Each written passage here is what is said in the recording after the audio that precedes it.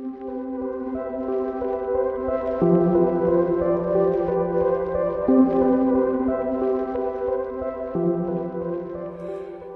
our church service this morning, we heard from a young man, Joel, who came to faith in Christ a few years ago. Since then, his life has changed quite dramatically, from seeking pleasures and purposes in places that were potentially quite destructive to spending his last 3 years in theological college in preparation for serving God in whatever ministry door of opportunity that God might open before him. Joel has recently returned from a time in the Philippines and encouraged our church family as he talked about his work in churches and schools and prisons, sharing the love of Christ through both words and actions. Well, listening to Joel in our church service, I was reminded of Jesus' words in the Sermon on the Mount, urging his followers to become salt and light in their communities. A challenge to his followers then and now to be influential for Jesus. In Matthew chapter 5, Jesus says, "You are the salt of the earth, but if salt loses its saltiness, how can it be made salty again? It is no longer good for anything, except to be thrown and trampled underfoot. You are the light of the world. A town built on a hill cannot be hidden. Neither do people light a lamp and put it under a bowl. Instead, they put it on a stand, and it gives light to everyone in the house. In the same way, let your light shine before others, that they may see your good deeds and glorify your Father in heaven." Younger people will tell you of social influencers, those people who have built a reputation for their knowledge and expertise on some specific topic and make regular posts about that topic on their preferred social media channels. Social influencers generate large followings of people who pay close attention to their views on just about every subject you can imagine. Have you ever thought of yourself as a social influencer? Well, you are. It is an astonishing thing indeed that God's strategy is to use weak, foolish human beings, citizens of his kingdom, armed with humility and righteousness and meekness and mercy and kindness and truthfulness and purity of heart, to bring about influence for God and for good in his world. And that includes people like Joel, and people like me, and people like each one of you. As Joel said to us, you don't need to travel to the Philippines to be used by God. In listening to Joel, I was reminded of a blog written by Philip Yancey that I shared with our church a few years ago. It concerned a mission trip he went on, not to the Philippines, but to South Africa. This is what Yancey writes. "I met a remarkable woman of mixed race named Joanna. After helping in the struggle against apartheid, Joanna decided to tackle the most violent prison in South Africa, a prison where Nelson Mandela had spent 8 years. Tattoo-covered gang members controlled the prison, strictly enforcing a rule that required new members to earn the admittance to the gang by assaulting undesirable prisoners. Prison authorities looked the other way, letting these animals beat and even kill each other." Yancey continues, "I visited Pollsmoor prison where she works. It's an amazing place, 5 separate prisons linked by underground tunnels, holding 8,000 prisoners in all. It was built for less than a third that number, so conditions of overcrowding are unimaginable. Prisoners here wait as long as 4 years for their trial, and bail for violent crimes is unavailable. Prisons assault the senses. They're ugly places of concrete and steel. The stench of body odour, clogging toilets, disinfectant fills the nose. Doors slam, prisoners yell at you as you walk through the tunnels. Interestingly, the prison is divided into rooms for gangsters and non-gangsters. Every cell and meeting room has a sign on it, gangsters only or non-gangsters only. You can tell the gang members by their distinctive tattoo markings. Several hundred men crowded into a kind of exercise room where Joanna led the service. She has a remarkable presence, greets each prisoner by name and commands respect from inmates and authorities alike. Joanna and her husband Julian bring in speakers, a keyboard, CDs, which gives the prisoners a taste of normal life. Most days, they're only allowed out of their cells for 1 hour, so a chance to attend a church service is a welcome relief. I'll not soon forget the sound of several hundred male voices, the sound echoing off concrete walls, singing lustily. Soon and very soon we're going to see the King. No more crying there, no more dying there. The actors did a few skits in a tiny square of space surrounded by the prisoners, which the men roundly applauded, and I spoke to the truly captive audience. Then we heard some of their stories. I'm a murderer, in for life, plus 38 years. I'm a rapist, I killed my wife. Each told how God had changed their lives and how they seek to live for him, even if they never get out. Joanna and Julian run a program of restorative justice in which they walk the men through stages of confession, repentance, then victim restitution. After the meeting, we went into one of the 3 cells which the prisoners designated as Christian cells. 49 men sleep in a room about the size of my living room. They have 3 tiered bunk beds and a few sleeping pieces of foam on the floor. They all wear orange uniforms. As you look around, you see a sea of orange. Laundry hangs from the bars. The prison has no heat, yet Cape Town gets so cold. But with so many people in the room, it warms up quickly.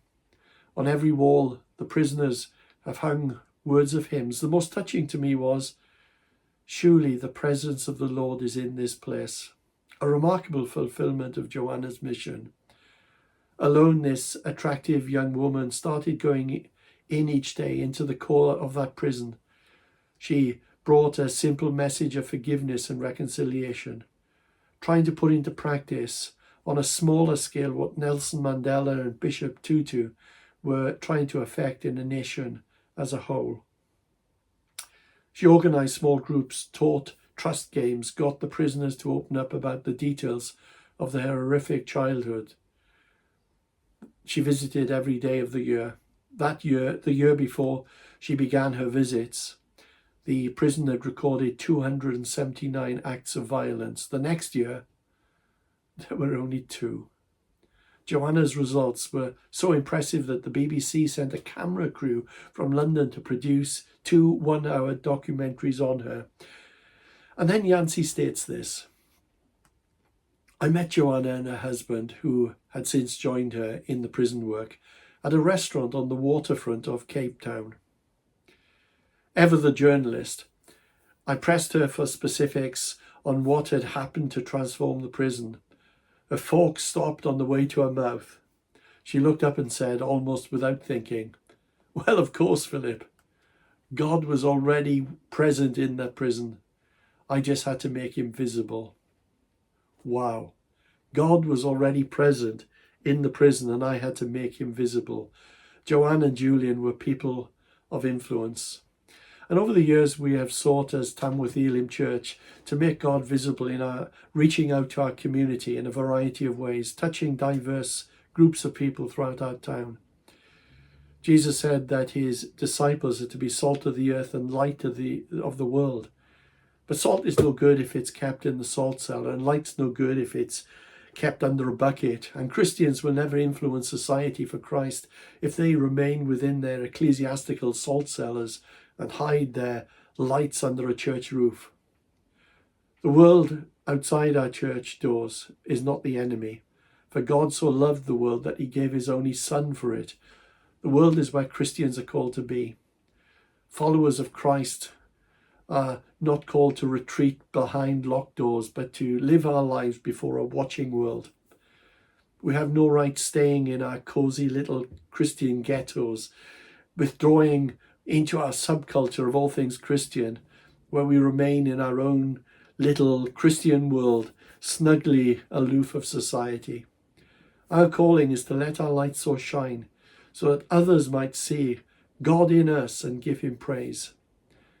Our presence might just prevent that shop steward effing and jeffing quite so much on the factory floor. Our presence might stop that office gossip once again pouring out her poisonous innuendos to all who will lend a listening ear.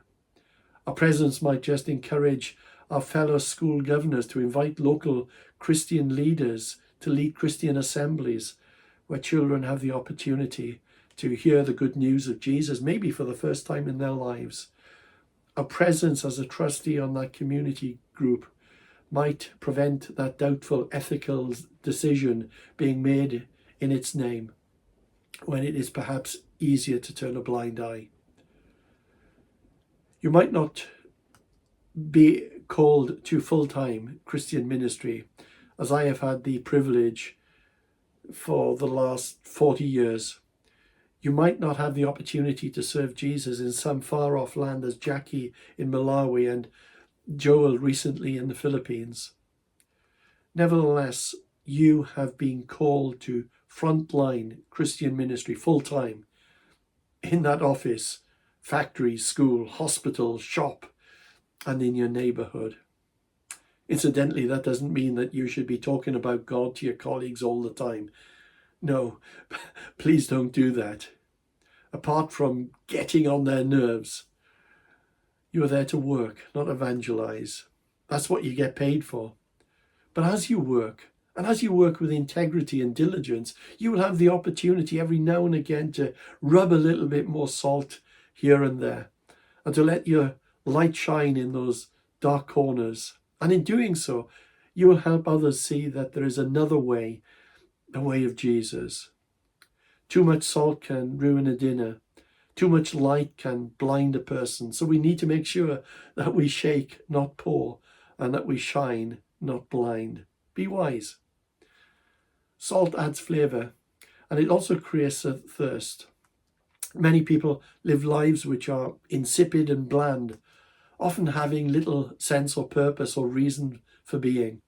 Lives which are shallow and one-dimensional.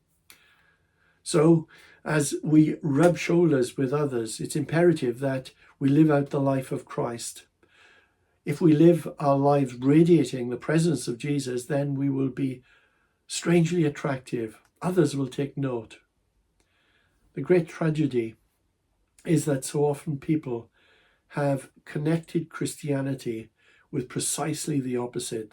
They have connected Christianity with that which takes the flavour out of life rather than adds it. One of my favourite quotes is from American humorist Oliver Wendell Holmes, who once said, "I might have entered the ministry if certain clergymen I knew had not looked and acted so much like undertakers." And there's that great quote by Robert Louis Stevenson, who once entered into his diary, "I have been to church today and I am not depressed," as if he was recording an extraordinary phenomenon. To act as salt and light, we need to be both rubbing shoulders with society, but at the same time being distinct from our unbelieving world. Christianity isn't just for Sundays or church buildings. If our faith stops at the church door, it's not doing much good. And it's imperative that our Christianity shapes how we live in the real world, how we speak to the cashier at the supermarket, how we treat that colleague at work, how we drive on busy streets, how we interact on social media. Whether we're in the classroom or the hospital, the supermarket, the sports field, or at home with the family, our faith should be visible. Being a Christian should show in how we speak, how we act, and how we treat others. Jesus did not say, "You are the light of the church." He said, "You are the light of the world." And to remain effective in God's service, we need to retain our saltiness, our Christ-likeness, or quite rightly, we will be accused of not walking our talk and of being hypocrites. Let me conclude with the words from a sermon preached by Martin Luther King at Ebenezer Baptist Church on the 4th of February 1968, just 2 months before he was assassinated. And this was also played at his funeral. Reading these words over half a century later still gives me shivers up the spine. This is what he said, though forgive me for not being able to deliver it as he did. Every now and then, I guess we all think realistically about that day when we will be victimized with what is life's final common denominator. That's something we call death. We all think about it. Every now and then, I think about my own death, and I think about my own funeral. And I don't think of it in a morbid sense. Every now and then I ask myself, what is it I would once said? And I leave this word with you this morning. If any of you are around when I have to meet my day, I don't want a long funeral. And if you get somebody to deliver the eulogy, tell them not to talk too long. Every now and then I wonder what I want them to say. Tell them not to mention I have a Nobel Peace Prize. That isn't important. Tell them not to mention that I have 300 or 400 other awards. That's not important. Tell them not to mention where I went to school. I'd like somebody to mention that day that Martin Luther King tried to give his life serving others. I'd like for somebody to say that day that Martin Luther King tried to love somebody. I want you to say on that day that I tried to be right on the war question. I want you to be able to say that day that I did try to feed the hungry. And I want you to be able to say that day that I did try in my life to clothe those who were naked. I want you to say on that day that I did try in my life to visit those who were in prison. I want you to say, I tried to love and serve humanity. Yes, if you want to say that I was a drum major, say that I was a drum major for justice. Say that I was a drum major for peace. I was a drum major for righteousness. And all of the other shallow things will not matter. I won't have any money to leave behind. I won't have the fine and luxurious things of life to leave behind. And that is all I want to say. If I can help somebody as I pass along, if I can cheer somebody with a word or song, if I can show somebody he's travelling wrong, then my living will not be in vain. If I can do my duty as a Christian ought, if I can bring salvation to a world overwrought, if I can spread the message as the Master taught, then my living will not be in vain. We too have been called to live lives of significance, lives of influence, and lives of purpose, for that is the Jesus way. And the significance challenge is for each of us, and that is, it is one life that we have. Let us live this life, never mind how long or short it is, for the purposes of the kingdom, for the benefit of others, and for the honour of God himself. God bless you. Have a great week.